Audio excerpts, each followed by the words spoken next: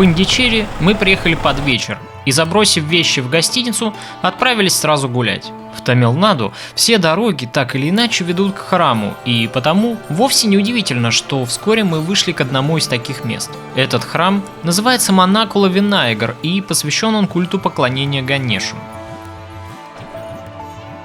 Этот маленький и такой милый бог является сыном Шивы и Парвати и входит в шиваистский пантеон богов. Ганеш – устранитель препятствий, и потому своим покровителем его считают автомобилисты и мотобайкеры. Изначально это был человекоподобный бог. Ганеш с детства был очень послушным ребенком, который любил и почитал своих родителей. Он настолько беспрекословно слушался свою мать, богиню Парвати, что однажды, когда она попросила сына охранять ее покой, он отказался даже пропустить к ней отца. Тогда Шива, рассвирепев в ярости, отсек ему голову. Парвати была настолько шокирована таким поступком мужа, что отказалась с ним общаться до тех пор, пока он не исправит ситуацию, и Шива не придумал ничего лучше, как приделать сыну слоновью голову. Однако, кажется, Парвати и их сына устроил такой компромисс, и отныне Ганеш изображается с головой слона. Поскольку символом бога является слон, то у входа в его храм прихожан благословляет его земной аватар – слон по имени Лакшми. Любой желающий может протянуть ему рупию, и слон аккуратно возьмет деньги своим хоботом, после чего, передав купюру хозяевам, нежно благословит просителя от имени сына Шивы. Я не стал получать благословение. Не знаю почему. Разглядывая Лакшми, я вдруг проникся к нему сожалением. Невольно я начал думать о том, какая непростая и тяжелая у него судьба. Вот так. Каждый вечер, из года в год, десятилетиями благословлять шумную толпу двуногих приматов. Есть ли у него подруга? Не одинок ли Лакшми в своей службе людям? На эти вопросы у меня был только один ответ. Грустные глаза животного, в которых читалась усталость. Пожалуй, на этой площади это было самое мудрое и духовно чистое существо, безропотно следовавшее своей дхарме. Воистину, так и должен выглядеть настоящий служитель Бога, подумалось мне.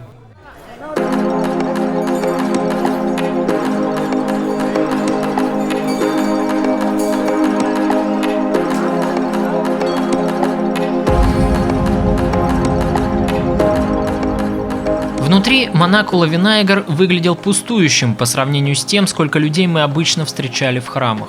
Многие хотели получить благословение слона, и потому брахманы в этот вечер не казались сильно занятыми. Их отсутствующие взгляды, полные будничного равнодушия, поразили меня. По всей стране я видел столько верующих индусов, которые как дети искренне молились богам. И вот тут я впервые встретил не кого-нибудь, а служителей культа, которые со скучающим видом раздавали благословения у алтарей. А на улице тем временем продолжалось самое интересное. Один из брахманов проводил пуджу для мотоциклиста, благословляя его мопед. Как я уже сказал, Ганеша отвечает за растворение и устранение всех препятствий, поэтому многие водители транспортных средств в Индии очень трепетно относятся к этому богу. Обряд заключается в поднесении божеству символических даров, цветов или фруктов, после чего брахман обходит мотоцикл, оставляя бинди на приборной доске. Так, даже у мотоцикла появляется символический третий глаз, и считается, что он убережет своего хозяина от аварии. Удивительно, но надо сказать, что при всей хаотичности движения на индийских улицах, аварию мы встретили лишь однажды за все время нашего путешествия.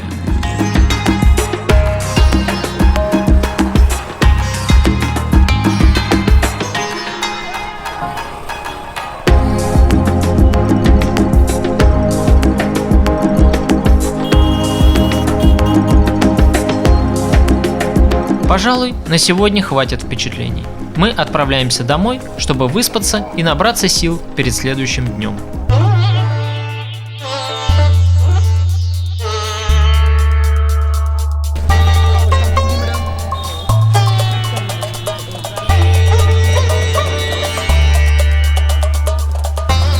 Короче, я думаю, что вот здесь вот надо вот это все можно брать.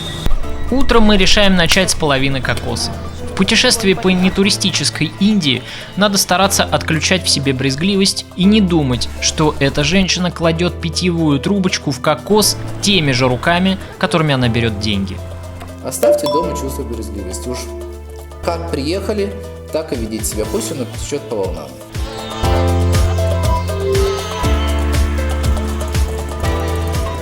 После кокоса мы идем в разнос и решаемся выпить свежевыжатого сока.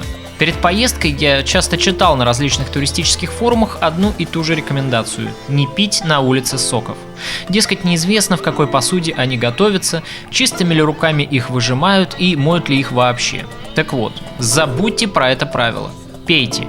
Пейте как можно больше. Потому что таких дешевых витаминов в нашей северной стране, лишенной солнечного света, вы не найдете. Просто возьмите с собой в дорогу пару коробочек смекты, чтобы быть спокойнее.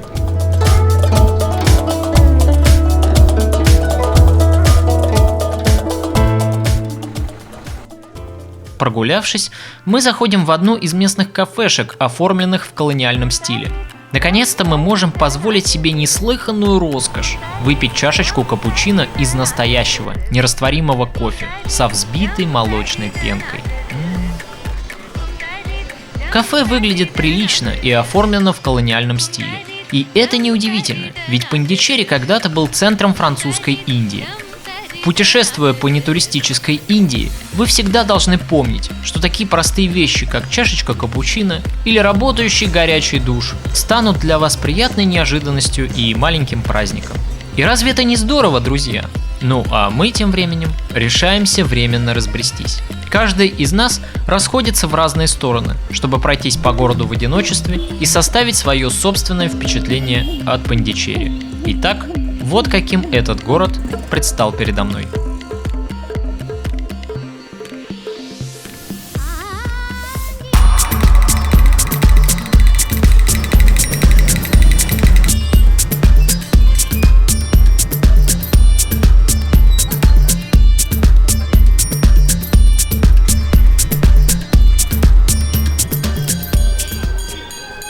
Пондичерри – это город контрастов.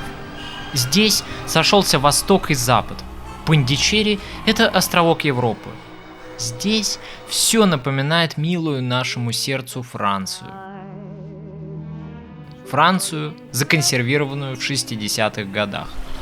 К вашим услугам уютные улочки, ухоженные проспекты, цветущие сады за огромными заборами домов, особняки, как в южных регионах Франции.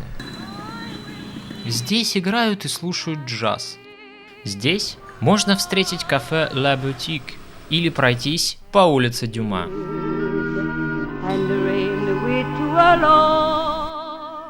Можно съесть бургер и выпить чашечку капучино в Ля Кафе.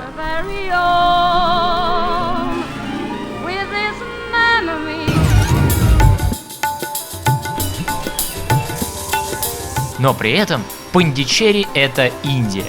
Здесь люди, как и повсюду в Индии, живут на улице.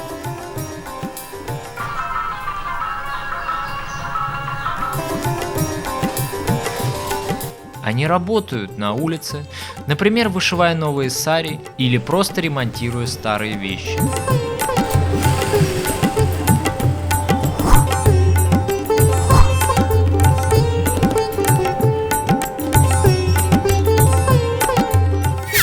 За покупками не придется далеко ходить, можно отовариться прямо по дороге домой или в гости. Ну а после тяжелого трудового дня люди отдыхают, наслаждаясь покоем. В жаркие часы времени и по вечерам жители города обедают или ужинают, как правило, употребляя в пищу рис. Иногда они даже готовят мясо. Порой, путешествуя по Индии, может показаться, что этим людям совершенно не обязательно крыша над головой, и что стены собственного дома выполняют для них скорее второстепенную функцию.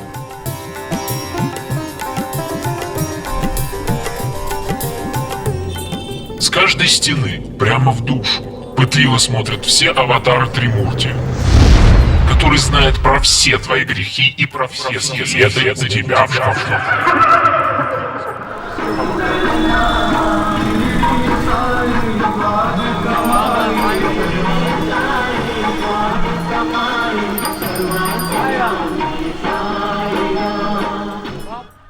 Чтобы увидеть что-то хорошее, нужно хотеть увидеть что-то хорошее. Потому что когда я приехал в Индию, я себя сравнил вот с персонажем Мэгги Смит из «Отель Мэриголд». Это называется «Не нравится ничего, но что посмотришь». Сынок, чай – это трава, которая была засушена. Чтобы вернуть ее к жизни, нужно заварить ее с помощью простого кипятка, то есть кипящей воды. Везде, где я побывала в этой стране, в чашку плюхают какую-то тепловатую дрянь, а пакетик с чаем кладут на блюдце. В результате я, чувствуя себя круглой дурой, должна макать его в эту остывшую мочу и ждать, когда ее цвет хотя бы немножечко изменится. А в моем возрасте на это нет времени. Вот. Но попытка все равно постичь духовность какую-то этой страны, понять ее культуру, она перевесила.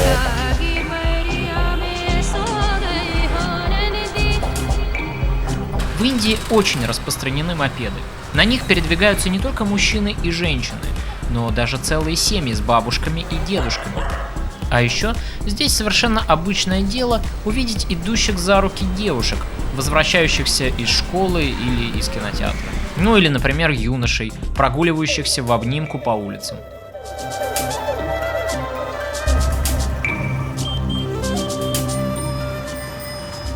Здесь запросто вас может одарить голливудской улыбкой любой встречный незнакомец на улице, попытавшись с вами заговорить и познакомиться. В этой стране не принято скрывать свои положительные эмоции, и первое время это может удивлять или даже вызывать недоумение. Местные шарики и бобики – это отдельный разговор. Почти все они здесь спокойны и безмятежны. Ну, за редким исключением, конечно.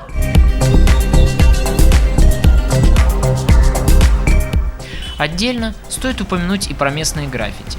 Они тут просто великолепны. Можно встретить и отдыхающего фермера, и маленького школьника, с любопытством разглядывающего вас со стены, как будто это вы, а не он, представляете из себя нечто интересное. Ну или вот, например, местный Элвис Пресли. А вот граффити, изображающее нелегкую женскую судьбу. Ну и, конечно же, наш любимый Махатма Ганди. Ну, как же без отца всей Индии.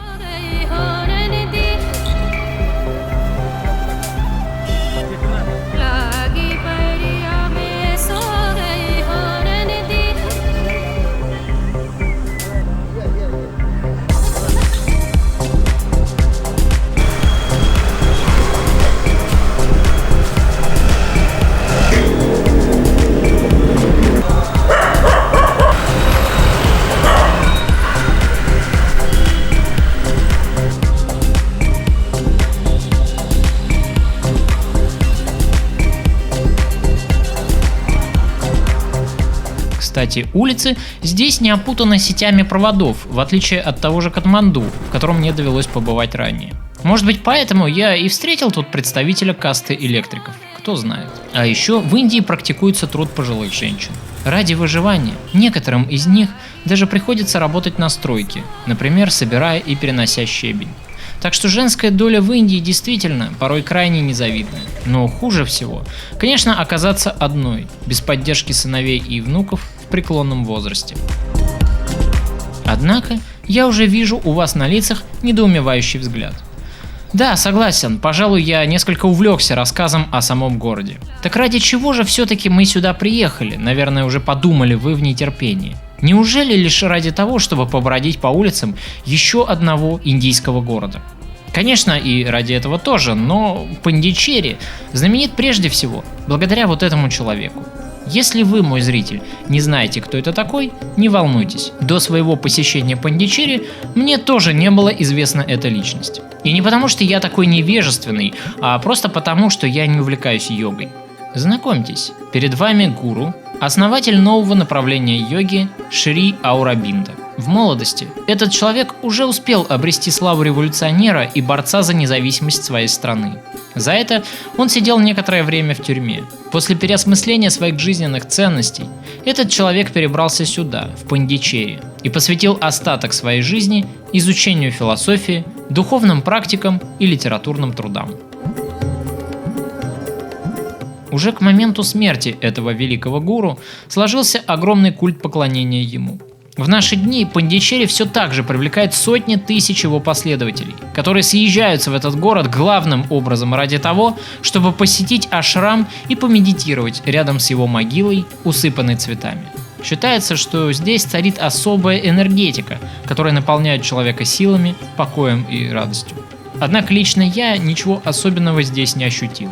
Наверное, состояние присутствия зависит в большей степени от состояния ума и степени благоговения перед святыней. Если ты не знаком с философией конкретного джняны или не разделяешь ее, что можно испытывать в местах, связанных с его именем?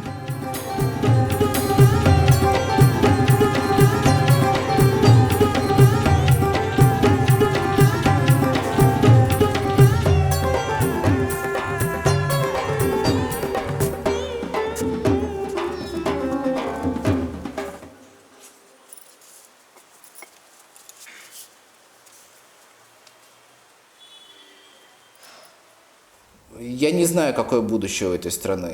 По-моему, она так и осталась колонией, хотя по сути своей этого уже нет. Но не только ради ашрама Шри Аурабинда приезжают в Пондичерри. Здесь находится отправная точка, из которой путешественники отправляются в Ауравиль. Это город из фантастических книг про победу коммунизма, любви и добра. Это живое воплощение утопии на нашей планете. Город солнца, Ауравиль. Легендарный проект Миры Альфасы, также известный под псевдонимом Мать. Город, в котором я, однако, не встретил ни духовности, ни любви, ни радости на лицах людей. Город, созданный, чтобы обрести свободу, в котором, однако, царят сплошные запреты и преграды. Город, священное место которого окружает высокий забор.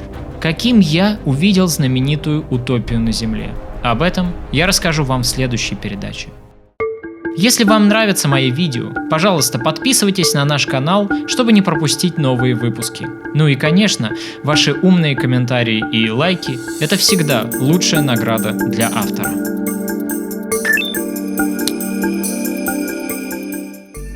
Автор выражает признательность Владе Белимовой за организацию поездки по Тамил-Наду и рекомендует ее в качестве гида по Индии.